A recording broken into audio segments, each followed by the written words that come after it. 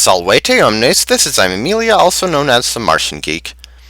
And before I get into my explanation, we have a bit of an intro to read. In the year 2000 XX AD, we see Proto Man on a black background, or dark background, I guess. And we see a city being blown up. A vicious army of robots is bent on destroying the world. Proto Man again, my Serba, you're looking blue and purple today. And behind this destruction is... Can't be that guy we've just seen twice in cutscenes, can it?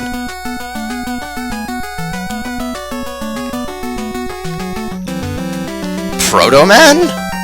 Different font? Drama? Yes, this is Mega Man 5. I'm doing this game alongside Super Mario Bros. 3. So, with that, let's get right in. Before you ask, that black bar on the left of the screen is not my recording settings. That's part of the game. Anyway, we have 8 new robot masters to take on. We have Stone Man, Gravity Man, Crystal Man, Charge Man, Napalm Man, Wave Man, Star Man, and Gyro Man. And as far as the bosses in Mega Man 5 go, I really don't have much of a preference for what order I do them in. I mean, I don't do them by weakness order. You know me, I generally prefer to go Buster only, at least against the main 8 bosses in Mega Man games. And since it's a classic series game, not like Mega Man X or anything like that, there isn't much in the way of important items that are useful to have early on. There are no sub-tanks, there are no Dr. Light capsules. Well, I guess let's get the hardest boss out of the way first, Charge Man. And he is still not that difficult by Mega Man standards, let me tell you. Mainly because of one thing, which we'll get to in a bit. But Charge Man's stage is basically train-themed. Well, so is the boss. If you saw from his little intro there, he pretty much looks like an animate train. Also, these guys drop missiles on you. They have 3 missiles that they will unload in succession, and after that they're kind of powerless, but still. Just gonna let that guy go along his merry way. And it's Mets and Trains. They act similarly to normal Mets, except that they charge at you, no pun intended, after they finish shooting. Also, homing flying enemies, because every game has to have those, right? Especially NES games. Also, nice parallax in the background there. Really, Mega Man 5 has pretty good graphics for an NES game, but then the Mega Man series in general pretty much has fairly decent graphics and music for the time. Also, the Mets and Trains still take one shot and only one shot to destroy. You'd think for sure that train would give him extra HP, but nope, it doesn't. Going inside the train, we find a chicken that shoots eggs out of its front. Another one up. We also find mice. We also find something that I haven't shown off yet in this stage, the Mega Buster. This is one of the games where you can charge it, and this is one of the games where when you charge it up to full, it does 3 units of damage to things. That's actually a little overpowered, and that's the reason why even if you are generally the type of person to use weakness weapons against the bosses, you don't really even need to in this game, because Mega Buster is just, well, you know that Brawl in the Family comic where all 3 types of weapons in Fire Emblem lose to Frederick? That's pretty much the Mega Buster in this game in a nutshell. It's powerful enough that there's really not much of a reason to even use anything else. For them, in most situations anyway.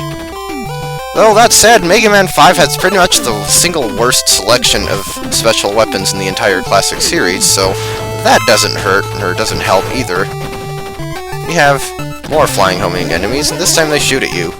Also more mice. And see that letter A there? We're gonna need Rush Coil to get it. We get that from the start of the game, and Rush Coil in this game is kind of weird. Basically, Rush jumps, and then you jump off for extra height, so it's kind of like a double jump. It also uses way too much energy for the Rush Coil. Look at that meter there. It used 4 units of energy. That's as much as the average screen clearing weapon. But yes, now we have A. We have the second A in Mega Man V. And that's going to be important later. Basically, there are 8 letters like that. M-E-G-A, M-E-M-A-N, Roman numeral V, or 5. And they are hidden, one in each of the 8 Robot Master stages. If you collect all 8 of them, you get a special surprise. Guess I should have used that weapon energy to refill Rush Coil, but oh well. See, like, stuff is dying fairly fast even without me charging my Buster. Actually, Mega Man 5 is not a very difficult game in general. I mean, like I said, this is probably the hardest of the main 8 bosses, and he's still only got a 6 out of 10 in the perfect run. So what does that tell you? Also, sprite limitations and lag.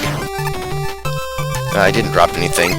Yeah, during my failed take of this stage, I actually had 5 enemies drop 1-ups. Also, is it just me, or are the boss entry gates actually shorter in this game than every other Mega Man game? I don't know why that is, but it is. Anyway, it's now time for Charge Man. And he is completely invincible when he is charging at you. Ow. And he can also do that, which is annoying. He's also completely invincible when he's puffing coal at you, so... He's also big and fat and kinda hard to jump over, and he can do that, which is really annoying. And I died. Sigh. I really wish I'd come there with more health. Yeah, this is one of those bosses that pretty much just gets his kicks with contact damage. Chances are, if you're gonna die to Charge Man, it will be from him running into you or you jumping on him.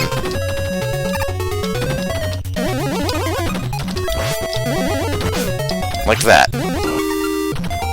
Also, the places where the burning coal fall, that's completely random. But generally it's not that hard to avoid.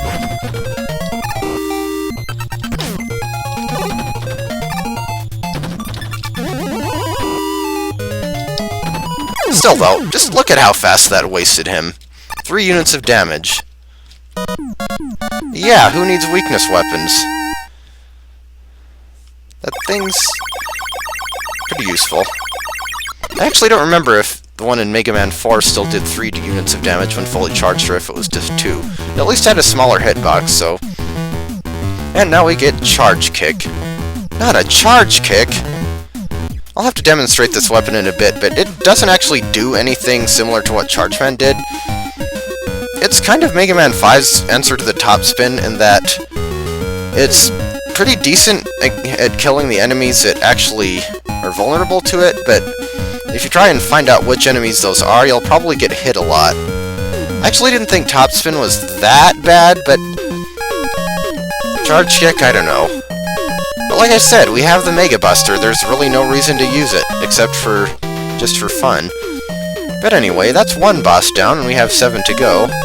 So, I will see you in the next episode.